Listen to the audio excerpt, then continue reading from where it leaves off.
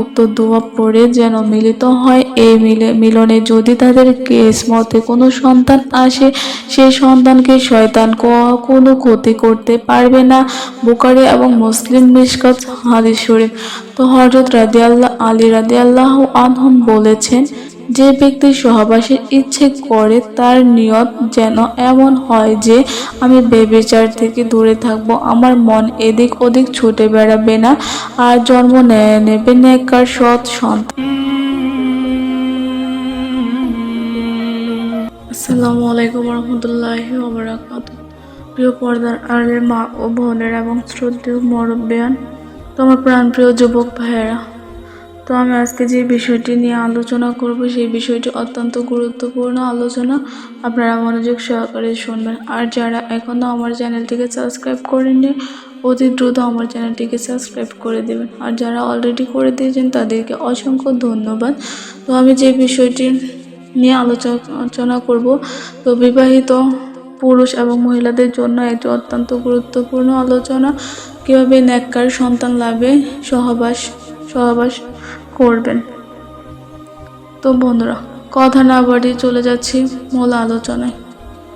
তো মহান রাব্বুল আলামিন আল্লাহ তাআলা বলেছেন, হে পুরুষ সম্প্রদায়, আমি তোমাদের জন্য তোমাদের স্ত্রীদের হালাল করে দিয়েছি, যাতে করে তোমরা শয়তানের ধোঁকায় পড়ে বিপদগামী না হও। আল কোরআন। তো আল্লাহ তাআলা প্রত্যেক পুরুষের জন্য স্ত্রীদের হিসেবে নারী জাতিকে মনোনীত করে দেখেছেন, আর বিবাহের ফলে স্বামী স্ত্রীর যাবতীয় ধৈর্য এবং কার্যক্রম উঠে কল্যাণ ও সওয়াবের কাজ। বংশবৃদ্ধির একমাত্র মাধ্যম হচ্ছে স্বামী স্ত্রীর সহবাস। স্বামী স্ত্রীর সহবাসের জন্য দোয়া ও কিছু নিয়ম কানুন রয়েছে। সহবাসের কিছু নিষিদ্ধ সময় এবং নিয়ম পালন করা। সহবাস করলে আল্লাহ তাআলা নেক সন্তান দান করেন। তো সহবাসের দোয়া, বিসমিল্লাহি আল্লাহুম্মা জান্নিবা শাইতান ওয়া জান্নিবা শাইতানা মা রাযাকতানা। অর্থাৎ এর অর্থ হচ্ছে, হে আল্লাহ, তোমার নামে আরম্ভ করেছি, তুমি আমাদের নিকট হতে শয়তানকে দূরে রাখো। আমাদের এই মিলনের ফলে যে সন্তান দান করবে তাও হতে শয়তানকে দূরে রাখো। ফজিলত। তো হযরত আব্দুল্লাহ ইবনে আব্বাস রাদিয়াল্লাহু আনহু হতে বর্ণিত, রাসূল সাল্লাল্লাহু আলাইহি ওয়াসাল্লাম বলেছেন, যখন তোমাদের কেউ আপন স্ত্রীর সঙ্গে মিলিত হওয়ার ইচ্ছে করে, তখন উক্ত দোয়া পড়ে যেন মিলিত হয়। এই মিলনে যদি তাদের কিসমতে কোনো সন্তান আসে, সেই সন্তানকে শয়তান কোনো ক্ষতি করতে পারবে না। বুখারী এবং মুসলিম মিশকাত হাদিস শরীফ।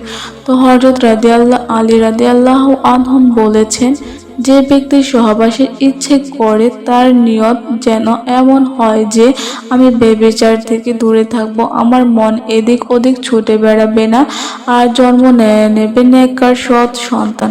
এই নিয়তে সহবাস করলে তাতে সওয়াব তো হবে, সঙ্গে সঙ্গে নেক উদ্দেশ্য পূরণ হয়। তো সহবাসের নিষিদ্ধ সময়, রোগাগ্রস্ত সহবাস না করা, কেননা এতে তার রোগ আরো বেড়ে যাওয়ার আশঙ্কা রয়েছে।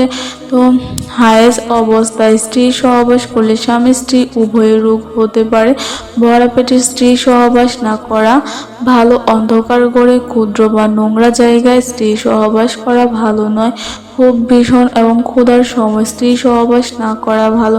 স্বামী স্ত্রীর সহবাস করার কিছু নিয়ম কানুন, যেমন রাত্রি দ্বিপ্রহরের সময় সহবাস করা উত্তম, তবে দিনে রাত্রে যে কোনো সময় স্ত্রী সহবাস করা যাবে। দ্বিতীয়, ফলবান গাছের নিচে সহবাস না করা। সহবাসের প্রথম দোয়া পড়া, বিসমিল্লাহ বলে শুরু করা। চন্দ্র মাসের প্রথম এবং 15 তারিখে রাত্রে সহবাস না করা। স্ত্রীর জরায়ুর দিকে চেয়ে সহবাস না করা, তবে তাকালে কোনো গুনাহ হবে না। সহবাসের সময় বেশি কথা না বলা। নাপাক শরীরে সহবাস না করা। উলঙ্গ হয়ে বা কাপড় ছাড়া অবস্থায় সহবাস না করা। স্বপ্নদোষের পর গোসল না করে স্ত্রী সহবাস না করা। পূর্ব এবং পশ্চিম দিকে শুয়ে সহবাস না করা। তো প্রিয় দিদি ভাই ও বোনেরা, এই ছিল আজকের গুরুত্বপূর্ণ আলোচনা। তো আশা করি আপনারা আমার আলোচনাটি বুঝতে পেরেছেন। যদি না বুঝে থাকেন তাহলে অবশ্যই কমেন্ট করে আপনার মতামত জানিয়ে দিবেন। তো সে পর্যন্ত আপনার আলোচনার মতামতের আলোচনা এবং মতামতের অপেক্ষায় রইলাম। তো আজকের মতো আলোচনা এখানেই শেষ করছি। আসসালামু আলাইকুম।